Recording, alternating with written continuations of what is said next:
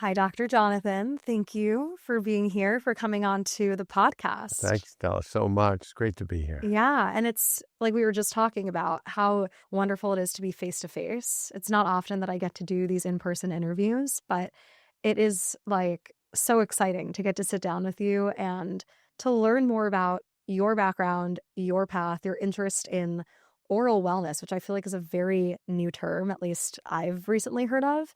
And to have been at Smile House recently and to get to kind of experience everything that you and your team is building is just really cool. And I am so excited to learn more about that journey for you. Yeah, I'm so happy you had an opportunity to get over there at Smile House. And you couldn't pick more greater convenience for me because you're about 6, 7 blocks away from 55 Warren Street. So Yeah. pretty spectacular. Yeah. Easy commute. Very easy commute, which is fantastic.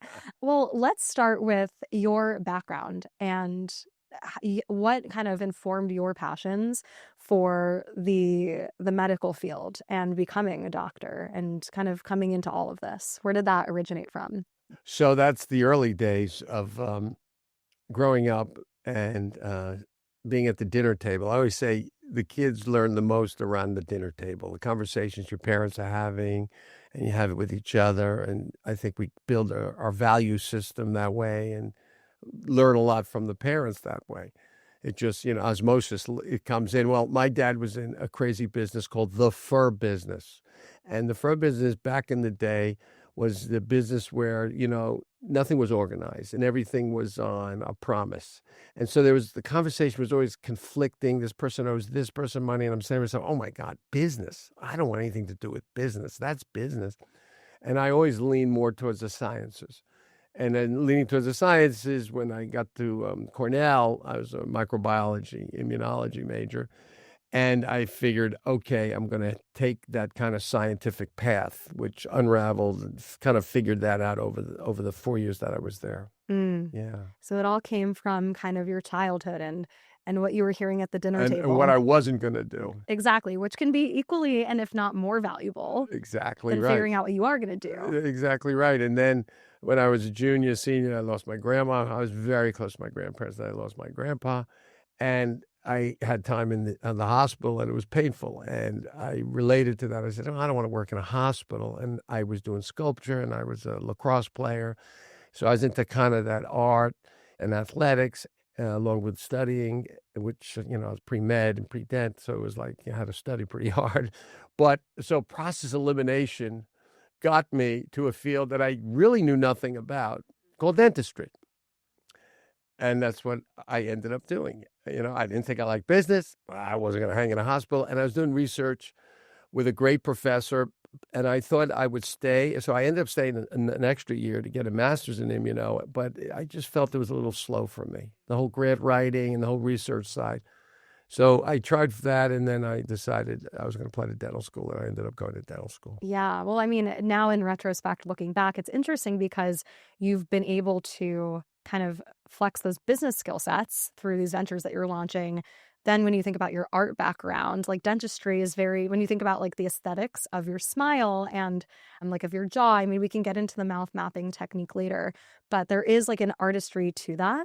But then you also have like your credentials and your background in medicine. So you found like a very interesting way to kind of combine all three disciplines in what you're doing today. It's true. And it translated for me living in a lot of different aspects of dentistry, and eventually now the connection of dentistry and medicine, which is all of healthcare. And it's my passions that kind of drew me there, because I had this college experience of being a lacrosse player, but having kind of an evolution over sophomore, junior, senior year, to be undefeated a senior year, to have an amazing coach, amazing players, great team, national championship. We win. By the way, I played my fraternal twin brother on the other team of Maryland, and so that was kind of an interesting bragging rights for the rest of my life. But when I got out and went to dental school and then got into dentistry, I couldn't believe that it was not a team sport, and it was very much a fragmented solo sport. And so it's interesting how our experience and our background says, oh my God, we got to change this. And that's what put me on this whole path of being very clinician, academic, be a specialist in dentistry, always try to be the best. I think that's a bit of an athletic mindset to really work hard and outwork people and, really apply yourself.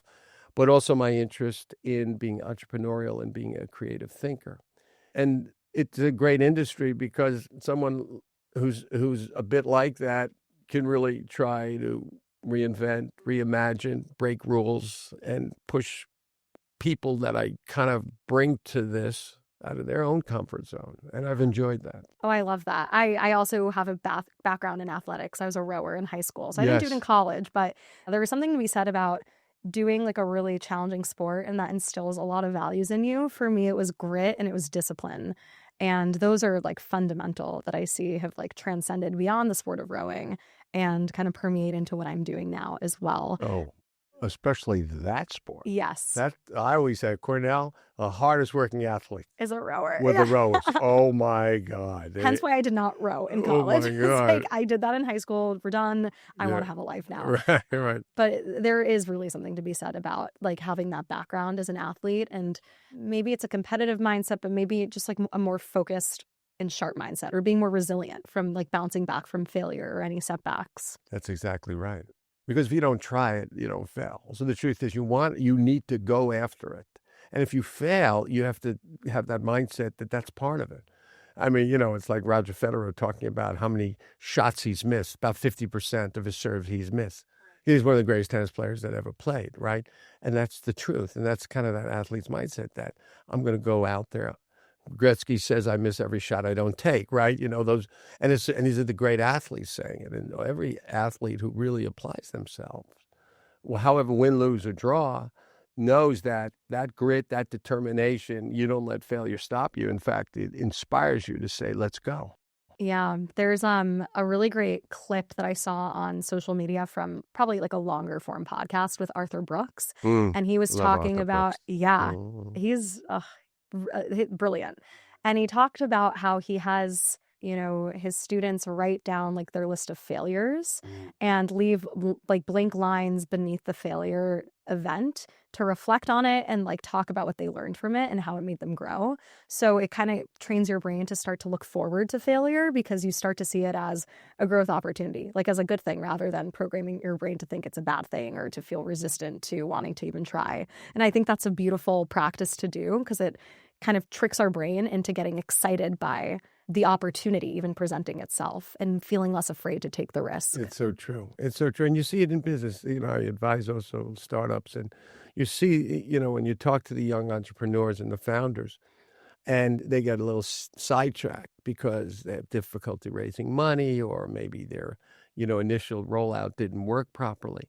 And you need a little bit of that older wisdom because as we get older, we experience these things, you realize that's part of it. But when you're young, you can get sideways on it and say, oh my God, OMG, I failed. No, no, no, no. You took the risk. You stepped out, and now take those learnings and apply them and go forward. And you see the entrepreneurs that fail their first time, second time even, and then the third time, they kill it. And that's what it is. It's just keeping that mind just super focused and realizing that it's all part of that process, process of growth. Yeah, and mindset is so important too. I really do believe that the thoughts that we allow to kind of linger and sit in our brains are what shape our lived experiences and our reality. And it's interesting because when we think about holistic health and well-being, like we think about our health from a very physical perspective, like what's wrong with our body. But what it really excites me is, kind of the emerging conversation in mental health and really understanding like our emotional health as well. And so it sounds like mindset is a very big part of your well-being practice or something that you keep really central to what keeps you healthy. Can you share a few other practices or ways that you try to stay grounded? Yeah. I would say that anybody who has a mindset of growth, of pushing the envelope, of being creative, we have to take care of ourselves, our bodies, our mind. And today we know so much more. And we know that you want to wake up the right way. We know that meditation and breath work and journaling and fitness and proper sleep and proper nutrition and how we manage these stresses in our lives, all these kind of pillars of health and longevity, is really important to pay attention to. And the earlier you do this as a young person, you get into those, as Bouchard would say, high performance habits, right? Or Robin Sharma, the 5 a.m. club, and you listen to these people. They're such a wonderful learn. So, I've adopted that mindset. I've always been an athlete. I always worked out almost every day. I feel like I got to get motion going. You got to move. And, you look at the science and the research, and fitness and motion is probably at the top of the list because it drives everything else. Even if you got a sweet tooth, as long as you're burning it, you're net neutral. You're working it out. You're working out, and the truth is you're going to sleep better, because you get the blood going, and you really got your system's going. And also elevates mood, because that title of this podcast is spot on about endorphins and these super chemicals. And you love endorphins. You were just talking about it. I'm a big fan. I'm a cyclist. Lacrosse player, became a cyclist for the last 30 plus years. And it brings me so much joy, but it's cathartic. And, I got a bunch of patents. I have almost 30 patents now. The main ones came when I'm riding a bike and just free thinking, and there's flow. And then I literally, the big one I've had, which has developed this way to accelerate formulations for whitening and therapeutics. And we have this mouthpiece with light and heat in my Glow Science company. It all came out of just kind of like getting on the bike and then no outside thinking. And all of a sudden, I had a mental image of it that I got home and drew it on a piece of paper, and that became something very major. It actually launched the $1 billion devices for whitening. So, it really is interesting what we learn. And it's part of that mindset of continuous improvement and really learning. And I think if you get that early and excited about it, it keeps you focused. And there is something amazing about having the coaching from outside your family, whether it's music, whether it's any type of group dynamic, athletics, where you can learn from these coaches you got to outwork everybody. You got to put the time in. It's not going to come to you. How hard did you work for rowing? Oh my God, both indoor and out on the water. Oh yeah. Right. And it was up and down the Harlem River. Right. It was not a glamorous river. It ain't glamorous. Don't be falling in that river. I did once, actually. Kind of. It was not good. But exactly. I mean, those are really spot on points. And I think when you're also in a practice or some sort of like movement that's tapping you into flow, you are allowing yourself to let those creative ideas come to the surface. And I mentioned earlier, but my day job outside of the podcast is in innovation consulting. And I'm very interested personally to learn more about how creatives like idea generate and like what is the optimal environment to get those juices flowing. And I think flow is a huge part of the equation. I actually got to interview one of the leading researchers in flow, Stephen Kotler, and have him on the podcast. And I mean, anyone who's listening to this should also go tune into that after, because he can way better articulate the science of flow than I can and the neurobiology behind that. But it is really fascinating because when we do think about, tapping into those flow-like states, it does kind of spark a cascade of other like endorphins and positive experiences in the brain that I think help us cultivate and create a more healthy, well-rounded, lifestyle, which is why I think flow is really important. And to your point, it was through cycling and through those moments of more stillness that you came up with these innovative ideas that really changed the dental industry. And, I'd love to talk a little bit more about that and kind of come back to the path of medicine and why dentistry in particular. The whole concept that dentistry is separated from medicine is like your GI doctor is completely separate from healthcare and medicine, or your cardiologist. We have a different group, cardiologists. And it made no sense, and happened for political reasons, literally in 1840, when the first medical school, and these guys knocked on the door, and they said, we're going to open up dental division, part of the medical school. They were doctors that were doing dental procedures. Anyway, it's called the Grand Rebuke. They got the big hand, and they said, go open up your own school. And the United States, literally from 1840, they raised money, and they opened up a dental school right close to it in Baltimore. University of Maryland, now dental school was the first one. Dentistry and medicine are separated. In Europe, up until about 18 years ago, you'd be an MD first, and then you'd specialize in dentistry. One dental school in the country, Harvard, has the dental school within the medical school. So they're getting closer, and that's because they had this amazing dean. But now it's going full circle because the research and the science now supports that, yes, the mouth is connected to the body. It is the start of the digestive system.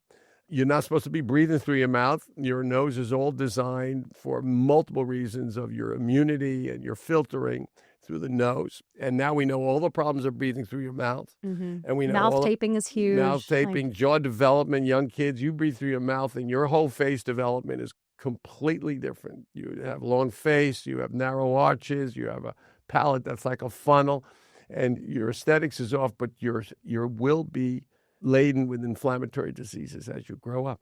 And so there's so much science now, 54 systemic inflammatory diseases, you name a disease, a cancer, cardiovascular disease, diabetes, cognitive function disease, Alzheimer's, Parkinson's, all linked to inflammation in the mouth. And the bacteria that cause this inflammation, you find them in all these distant organs. And the immune response is one of the most complicated systems we have in the body. And we know what happens when it gets overworked. Look at COVID. Anybody with a couple of chronic inflammatory diseases ended up on a vent. If you had periodontal disease, you were 5 times more likely to end up on a vent, just like if you had diabetes or cardiovascular disease. And it was really sad to see all of that and those people dying. So people are now, I think, becoming more aware that, oh my God, my oral health regimen, which is so preventable, and we can go so upstream into a wellness model, we believe oral health leads to overall health because it starts there. Because if you have inflammation in the mouth, you're going to have it in other parts of your body, and all the same rules apply. All the same rules apply. Immunity, microbiome, balancing act, what's called homeostatic balance of good and bad bacteria in our gut is the same thing. The mouth is the second biggest microbiome in the body. Right? Really? So you got 8 trillion in the gut and you got 8 billion in the mouth. Wow. 600 species of bacteria. And it's all about a balancing act of these bad bugs that cause inflammation or decay and the commensals, the good balancing bacteria. So that's why at Smile House we do salivary diagnostics as a standard of care. That's why at Smile House we do CAT scans, the CBC teeth, intraoral scans, and this whole mouth mapping is all about an integrative approach. Medicine's always ahead of dentistry. It's just more collaborative. Dentistry's finally starting to be like that. And I'm ringing the bell and saying, listen, everybody, and I did Smile House with my sons and my colleagues. We have about 11 docs involved to say we got to change the profession.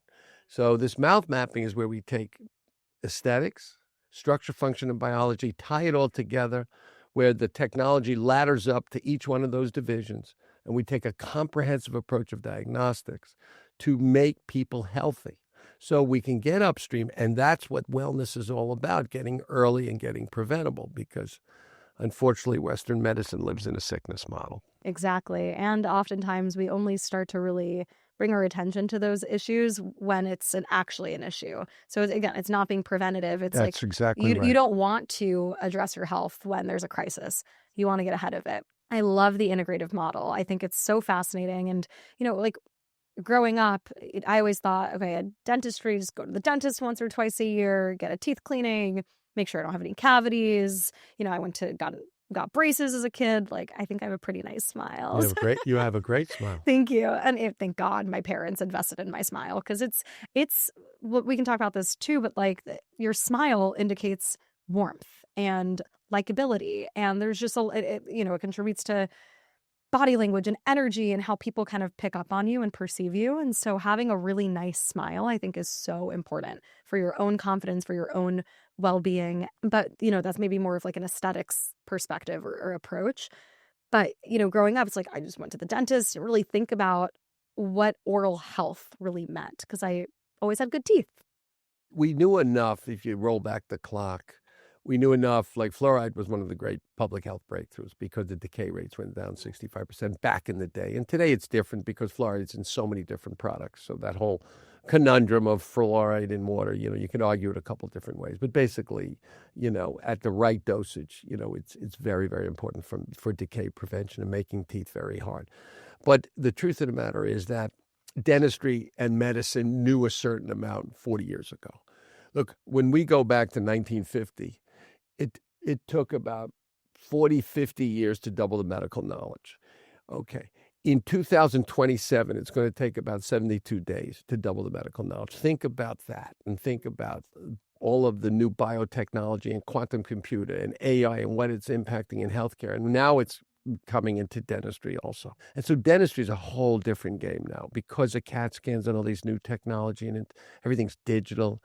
Our testing of salivary diagnostics, we get these reports back in about 10 days. I'm working with a group in the United States that we're doing what's called DMI. It's one of our pillars of Smile House, dental medical integration. We'll be able to take a little finger prick, and in a little finger prick of blood, find out all these biomarkers in 3 different machines. That's going to allow us to do a baseline lipid test, HDL, LDLs, inflammatory markers, C-reactive protein for cardiovascular possibilities. And so you'll go to the dental office, because people go to the dentist more than their doctors, and we can take that data with a patient platform and give it to their doctors. And as long as there's a little bit of dental insurance that, for people who, have dental insurance, but get that data and get it to their doctors to be able to be preventable. So now there's a tie-in together, and there's going to be an integration, I would say, over the next 10 years. And, we're looking to kind of lead that charge and show this is how you can do it in a viable business model. I love that. And, it's really exciting to be at the forefront of this as well, because we need that integration of the data. Like, we need our primary care physicians to have access to that, and our dentists, and, even like more functional medical practitioners as well, to take that integrative approach. It's so interesting because I've been lucky to have good teeth, I think. And I've never really had cavities, maybe 1 or 2, whatever. Yeah. I try to. You're a fluoride baby. Meaning that I have. Because what happens with fluoride, whether it's in the water or it's in the fluoride treatments when you went to the dentist, or it's in your toothpaste, the truth of the matter is that gets incorporated into the enamel. It's called a fluorapatite molecule, and it becomes like super resistant to decay. You also probably had parents that, you weren't going to sleep with gummy bears and, all that sweet stuff. And if you look at the arch form, how wide and beautiful your smile is, your tongue can actually lives in a 3-bedroom or, kind of a penthouse apartment. We love that. Now, and what happens is your tongue can move forward. That means your airway is open. That means you get into deep regenerative sleep. So if you wear an Oura ring and you look at your different... I don't, but I should. They're amazing. That or a Whoop or your Apple Watch, but you got to see, where's my REM sleep and where's my deep sleep? You have at least 12, 13, 14% of deep sleep, because that's where you regenerate the body and you fight the oxidative stresses, environmental toxins, all the things that cause problems as we get older. So if you don't get into deep regenerative sleep, now you are developing hypertension and all of these kind of diseases, unfortunately. If you have a small arch form, in other words, you developed with small arch forms, or you didn't have palatal expansion, or there wasn't interceptive orthodontics, you are more prone to these problems as you get older. But we didn't know that 40 years ago. Now we know it. And now our knowledge is just growing, so much is happening if we think about it day to day. Yeah. Amazing. When you think about some of like those basic fundamental practices that anyone can do to strengthen their own oral health routine, what are those principles? Like, what does it come down to? Yeah, look, I'm always told to floss more. So I guess I could do a better job of that. There's options to flossing. It's the mechanical removal of plaque. You wake up in the morning, you put your tongue on your teeth, and it's like that sticky. It's this mucopolysaccharide that's in our saliva. Saliva is very interesting. It's a pH balancer. It keeps our mouths from demineralizing the teeth, and a low pH, where the low pH, in other words, acidic, it's where the bad bugs live. So that's why we pH test every patient. But it's very important that you have this saliva, right? People who don't have saliva get into all kinds of problems. So as a young person or a healthy person, you have this great saliva. And in it, that's where the different bacteria, the 8 billion guys, they kind of get in the sticky substance they get on your teeth. You got to remove it. How do we remove it? Today, we got electric brushes that sell for $30, $40. Fantastic. Do all the work. Well, I have one of your electric toothbrushes there you go. And the water flosser now. Oh, God, I'm so happy. Yeah, my son's I'm decked out. So you do an electric brush. The water flosser gets between. And the regimen, and we call out, we have a whole oral health regimen, and we'll have it as part of the podcast. We'll send it to anybody who wants to have it. And we put together all the order of events and the tools to have a really healthy mouth. That it'll take you about 3-4 minutes in the morning, 3-4 minutes at night. Electric brush, water flosser, floss We have this immunity rinse that raises the pH and oxygenates the Oh, is mouth. it what you spray? Yeah, I have that. it's fantastic. It's a Yeah. great breath freshener, and of course a tongue scraper. And if you do these steps and you do them, in a very good sequence, you can even be a little bit out of sequence. But if you pay attention, you say, "Hey, this is a priority," because this is not just avoiding having my teeth drilled, which would be pretty good motivation on Yeah. its own. But this is how I'm healthy. It's like, why do we do yoga? Or why do we get on a bike? Or why do we go for a swim? Or why do we do that? We do it because of the way it makes us feel, right? And we feel good. We get an endorphin high. Yeah, We we know we're do. doing the right thing. We know we look better because now we're in shape. And so that all plays into now we have a healthy smiles, our gums aren't It's like a inflamed, our positive breath upward is spiral of these exactly, and it practices. layers on each other. And you want to get at this habit really early. It's like anything else. You want to watch your nutrition, you want to get really early. People, unfortunately, who wait for the 60s and all of a sudden they've been obese for decades. Yes, you can reverse it, but a lot of damage has been done. And yes, you can get healthier, but why not start as early as possible? So a young person like you having a podcast like this that raises awareness is phenomenal because people will be inspired. I see a lot of young people, they don't go to the doctor. And they don't go to a PCP. And they actually might go to a dentist more than the PCP, right? I think there's fear because we feel like when we go to the doctor, there's something wrong with us. Exactly. But no. No. No. You gotta get, you gotta learn where you're at, and so many young people have like some very strange things going on. Colon cancer is on the rise. Oral cancers, the morbidity rate hasn't changed in 50 years. And so there's a lot of type of these systemic inflammatory diseases that are going up, and people have to know about it because you have to change behavior. Exactly. You have to pivot. And that's the hardest thing, is to change your behavior. Right. How do you do that? Well, you get motivated when you find out you got something that you really got to pay attention to. So if you have an attitude like, I don't want to know, that's not the attitude, because if you're staying up late, you're drinking a lot of alcohol, sugar's the enemy. Between sugar and alcohol, you'll have a blood glucose level that's going up. By the time you get into, a couple of decades later, you're either pre-diabetic or diabetic. 70% of this country has an obesity problem. It's pretty crazy. And you got close to that number, either pre-diabetic or diabetic. So we're not doing something right. And we got a sickness model that spends $1 billion a day on cardiovascular disease. We have a sickness model that spends 20% of our GDP of this country, of what we output, close to 18 to 19 trillion dollars. 20% is spent on healthcare. Think about it. And we're like the sickest. Well, and it's like, are you kidding me? We have unbelievable resources, unbelievable universities and knowledge. And so, yeah, you gotta shake the tree. You gotta rattle people and say, come on here, we can do better. Well, tell us a little bit about the technology that can help turn the data that we're getting into better insights and actually get patients to get excited about taking care of their health. So, because when I went to Smile House, there's a bunch of cool different technology that I got exposed to and all these different x-rays, and it was a fun experience. That's it. That was the idea that we had. And I think medicine is doing this also. You go to these functional medicine places. You go to a place like Extension Health, Jonathan Quo, Atria Health. They've built these kind of places, Solace. And they're amazing because they're raising the bar. You know what Mark Hyman's group did with functional medicine and that ability to understand things. And as that's getting out there, and the people like Huberman and people getting that podcast information out to people and making it accessible, people are starting to wake up and to listen because they understand what kind of behavior drives the health. We know so much more about longevity. So we call Smile House the Center for Dental Longevity because we believe that oral health really leads to overall health. And what we've done is we've done it based on 3 pillars of our strategies, which is to have unreasonable hospitality, right? To quote Will Guidara from 11 Madison, he wrote this amazing book, but it's to have this incredible hospitality approach, the look, the feel, the smell, the touch of walking into a healthcare facility.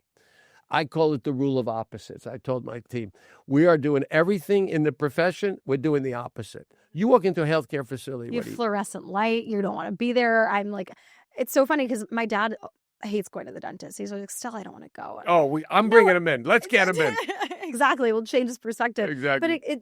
in the industry, it's not a welcoming No, environment. no, people hate it. Medicine, dentistry, normally, unless you're like a special place, people are behind the desk, their heads are down, they're barely saying hello. You're waiting 45, 50 minutes. They don't think your time is worth anything. You walk into this place, it's like you're in a members club. We want it. It's amber, it's warm, and the whole idea is we're going to illuminate your thinking about the health. And it's for me, it's very personal because I have my whole family involved. My two sons, my wife, and they got the doc that, helps drive the clinical side. But you walk in, we have this amazing person who's an expert at jaw release and relaxing the jaws. We hold so much tension into our jaws and the muscles get tight, and everybody is walking around in New York City with, masseter tightness and TMJ or MTPD. And so we have that as part of the patient experience. Everybody experiences a few minutes of it, can make an appointment, and it's looks like the mirrors of the hair salon with a great chair and great art. And, we just created a very warm environment. So you actually could look forward to going to the dentist. If you looked at the reviews that we got in the 6 weeks, we have almost 100 reviews. See, I've never been to a place like this. And I really wanted that because I want the young professional to say, me too.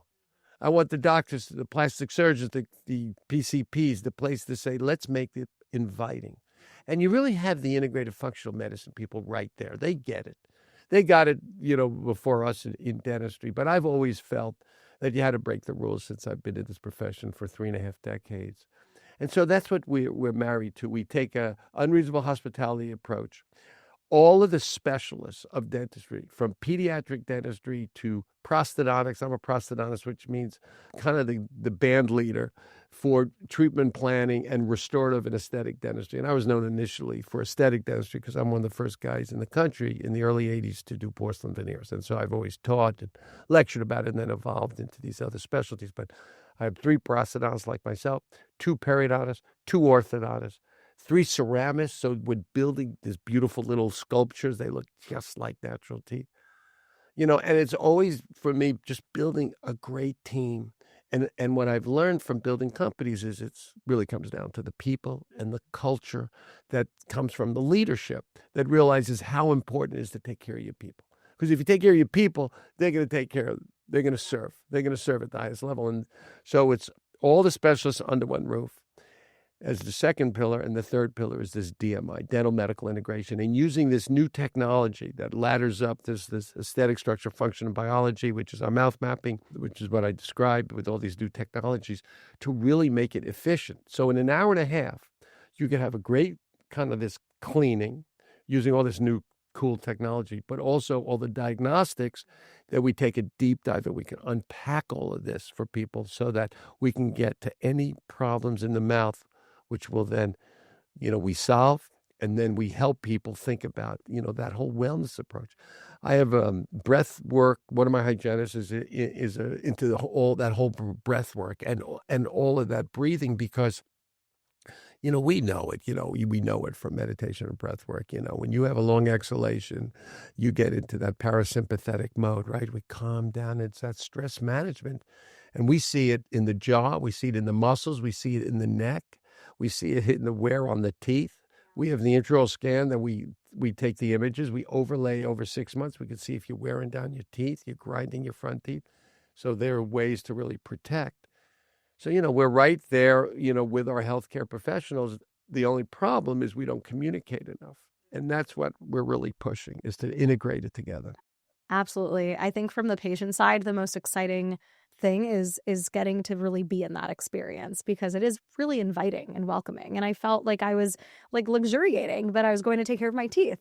And then I started to think more like actually how integral, making sure that my mouth is healthy, like how that kind of plays a huge role in just the rest of my health and well-being. And from maybe a more optic perspective, like wanting to have a beautiful smile and really invest in that. And I think if we can get people to be more excited around feeling empowered with their health data, they will probably feel more likely and more motivated to do the practices that keep them healthy and to get excited by carving out the extra 5 minutes in the morning to do the 5-step routine, Yeah, right? that's Instead of exactly just right. mindlessly doing these activities. You can be mindful about it. And it's educating and it's access to care. Let's flip the coin on that one. We have a foundation. We have the Glow Good Foundation, and we go where people, we call it the dental deserts. They have no access to care. So we started this foundation when I started Glow Science. I started the Glow Good Foundation, my wife and I. And we went to East Africa and Kigali with the Starbucks team, and we were helping people over there. And we came back, and a person was getting a cleaning who you might know, this singer named Lenny Kravitz, and he corners me and he says, Johnny, you got to come help my people. I go, Lenny, you're half Jewish and you're half Bahamian. Where do you want me to go?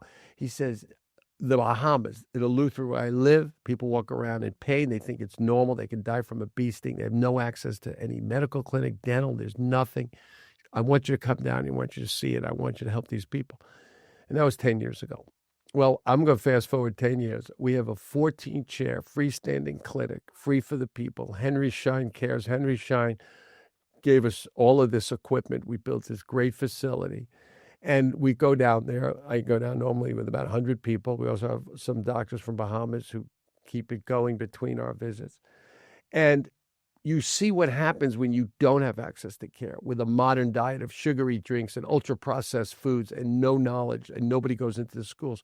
We have Harvard, BU, NYU, and Nova with their public health teams going into the schools. We've now gone into all the schools multiple times, and you see the young generation are never going to act like with their parents. So it's this unbelievable little microcosm of what happens when you don't have access to care and education and what happens when you do. And it's such a difference. And what's interesting is when you come down with the doctors and the nurse practitioners, they all got hypertension, they all got diabetes, and they all got cardiovascular disease, and they got all the inflammation in the mouth. So you see all of these inflammatory diseases overriding their immune response system because there's so much inflammation in their body. One thing leads to another. So it's really very telling for us in the United States because here we are sitting with a sickness model that it's so preventable and we have better access to care. And where we don't have access to care in this country, we got to do something about Right. it. Yeah, I'm so happy that you bring this up because it's so easy to forget that, like to take the things that we do have for granted. And when you put it in that perspective, it's even more important. Like if you have the resources and the access to actually take advantage of that and to invest in your healthcare and to keep yourself healthy because it's not just good for you, but it's also pro-social. Like if you're keeping yourself healthy, it's going to help the rest of society in multiple ways. And I think that's fantastic that you launched that initiative to give back because, doing this kind of work and to be at kind of the cutting edge of this research and to be an evangelist of this concept of really what it means to have, an investment in your oral well-being. It's so important to be able to make it inclusive to other people as well and to give back in that way. So I love that you launched that initiative. We love it. And you know what's really interesting is that to a person, because Henry Schein came and they videotaped and interviewed a lot of the doctors. And to a person, they all said very similar things, which is we get more out of it than the people we serve. It's very interesting because, like Simon Sinek would say, right? I find my why we do what we do. So here you are doing something, helping people, but at the same time, you're really helping yourself. It's so powerful because my practice has always been very internationals where, because I lectured a lot outside the country, I would have people come visit and then they'd end up staying for a couple of years. And so I got like a big alumni group, whether they're from Chile or Ecuador or Madrid or in London.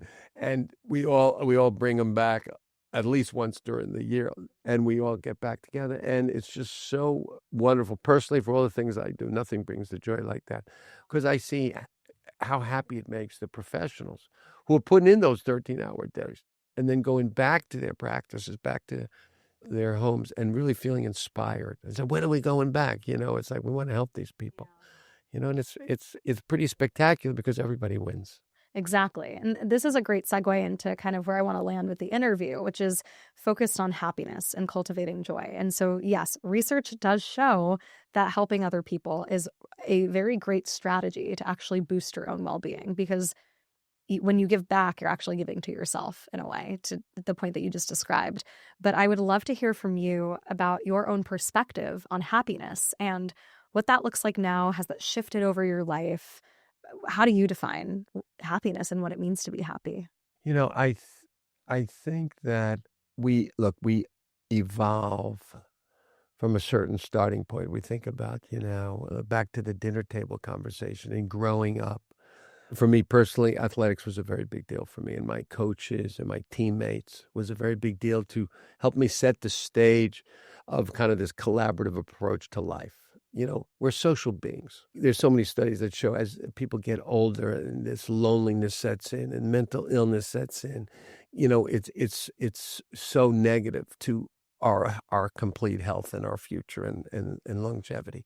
And flip that conversation and having a social network. I was just fortunate to be in Sardinia. It's one of the blue zones. And you got the centenarians. And when Buechner did the Blue Zone book, and when he did the studies, when Dan did that, what he found was the social connection was one of the number one thing of the connecting dots of these 5 blue zones, was one of the great things. And for me, I've always been such a social animal about that, because from the teammates to our friends, and I have, these wonderful, very blessed to have these social networks for me. And, I'm married right now 43 years. I have this amazing wife. And the biggest decision we do make is the person we marry. What's the secret? Well, I have some theories on this because, my wife Stacy has put up with me. But the truth of the matter is, like any relationship, you put your time in, and you put the effort in, and you don't get sidetracked. And even though when you do get sidetracked, you get back on track. The luck and the fortunate and the leap of faith of finding a mate where your value system aligns. And I told my sons, my oldest son just got married to this wonderful Christina Velkova, who you might know. She got on the podcast. I heard. And my son Cody now has a fabulous girlfriend, Abby. And, they know that my rule is that the person you're going to marry, you're really going to settle in, that alignment has to be there. And, you really want somebody, I say it funny. I say, make sure whoever you marry has it together much more than you do, I don't want to get into what I think relationship advice, part 2, yeah, part 2 podcast. Yeah. But for me, the happiness comes, I think, from challenging myself. Everybody knows me. I'm very kind of high energy, optimistic, and I'm always learning. I always want to learn. I've always kept the mind open. And I think I also get that from athletics, because that, you put that effort in and you get to a level, and then you get to that next level. And it's that journey, and it's not linear. Everything is zig and zag and zig and zag. The people that we surround ourselves with. We have a friend who used to say all the time, we are the company we keep, right? And how we're inspired and impacted by the people we meet and then we befriend. It's just the truth. You think about the people that impact us. So the social network, the optimistic mindset, we have a choice. You wake up in the morning and you could feel miserable. And if you don't get yourself out of that miserable feeling because you either had a lousy night's sleep or you worried about something, you got to do these high performance habits. Bouchard's got that together. So does Sharma. You got to set yourself. And if you don't get a sweat, or you don't go for a walk or a run or a swim or a ride, your energy is not going to be able to handle, especially in a crazy place like New York, what's coming at you. So what brings the joy for me, where I've evolved to, is to be a little bit of that servant leader, where I can impact and serve both with my family, my friends, my profession. I feel very strong about this special country, God bless America, that we live in, that we should never take it for granted. And especially today, there's so much going on with negativity around us, and what's happening where the leadership is a little flipped. So, even the young people, to get active, but to keep a positive, optimistic mindset that everything is possible. You just have to work together, got to listen to each other. And my biggest joy is really, truly my family, and we have a very close family. So to have a project that we all work together, I feel very blessed. Oh, it's beautiful. I love kind of all the different angles that you've just taken, and thinking about happiness and how community is so centric to that, but also, the idea about giving back and keeping that optimistic and positive mindset, which to not be confused with toxic positivity, which is a whole separate thing. It is very important to be optimistic in life because, like 100%. we talked about earlier, our thoughts do create our reality. But to the Blue Zone comment, I ask every guest what brings you endorphins, and you've kind of peppered in your answer throughout this interview, but we will land on that question. So think of something maybe different from what you've shared already. The common denominator of what I hear is something related to the relationships that these people have in their lives. And it supports the research and the science. The strength of our interpersonal relationships is one of the strongest predictors to our well-being. And so that's why community is so important. And that's really why, I'm doing this. It's a pleasure and a blessing and a privilege to sit here in front of microphones and have an hour of your time. The cherry on top is to share it. And anyone else can tune in and listen. And that's where the satisfaction comes in. For me, it's hosting the live podcast events where I get to see in real time that feedback and the direct impact that a conversation or is making on someone's day, their life, whatever it is. So for me, I also do feel that like immense joy and gratification from being in community with people. Yeah, how good that makes you feel. And this type of platform of podcasts, so many of us, we take that time and we could be multitasking, you're going out for a walk, but meanwhile, we're listening to a podcast. When I ride, if I ride by myself, it's ambient, so I can hear cars. So I don't want to get killed, but I can listen also to a podcast and we can learn so much. So it's a bit of having that curious mind, but always, you're in your 60s. Oh, you're in your 70s. Yeah, I'm just starting, that mindset. Let's go, and it's not to be a Pollyanna, it's just that negativity. And, Tony Robbins got it right 35 plus years ago. It's all about, our mind, of how we feed our mind. If you're going to feed it with negative thoughts, if you're going to feed it with what's wrong, if you're going to feed it with a failure, you're in negative land. I call it sliding sideways, right? And it's going to persist. And you're gonna play into that it and reinforce reinforces it. It's completely neurobiological. I'm enamored by neuro. It's just so fascinating to understand how the brain works. But think of it. It's a neural network. It's going to run. That song's going to keep playing of negativity in your mind. No, get rid of it. Your focus is on positive stuff, the great things in your life. Why do gratitude journals work? They work because they focus you on what we need to be. Think about it. We have access to everything. We just have to apply ourselves.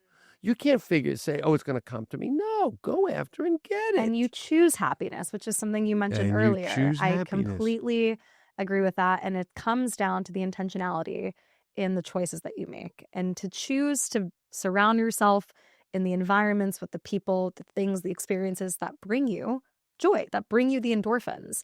And so I think this is a great segue into my final question for you, Dr. Jonathan. What is something besides cycling that brings you endorphins in life? I mean, my easy one is whenever I could be out to dinner, I could be hanging out wherever at the house. When I got the whole family together and my sons and their girlfriends, and we're all together, whether it's around a dinner table, nothing makes me happier. Nothing makes me happy. Family is, for me, the best. And you're all in business together. And to that point, where can my listeners come visit Smile House, connect with you, stay up to date with all the really incredible work that you're doing in this space? How can people follow along? So smilehouse.co is our website. We have newsletters. You can book appointments online. My Instagram is at Dr. Jon Levine, at Dr. John Levine. But Smile House, and we have two practices. We have JBL New York City, Uptown, which has been around for 35 years on Fifth Avenue. And this is on 55 Warren Street in Tribeca, where it's this, kind of newly reinvented blank canvas, everything we learned uptown and, through my career. And this is what we're throwing at this thing in Smile House. And I do have a book coming out in September. It's our third book. And it's all about the connection of the mouth and the body. It's called Oral with an exclamation point. and excited about it because we talk a lot about these things that we're talking about, of the connection of the mouth and the body and these inflammatory diseases and growth and development for the young people, of what's important and what moms need to know. So excited about that. So, stay tuned on that. But this was great. I love talking to you about all these different aspects of life. It was really Yeah, this has fantastic. been fun. Well, early congratulations on the book and very excited for you. Thank you. Thank you. Thank you. Thank you for having me.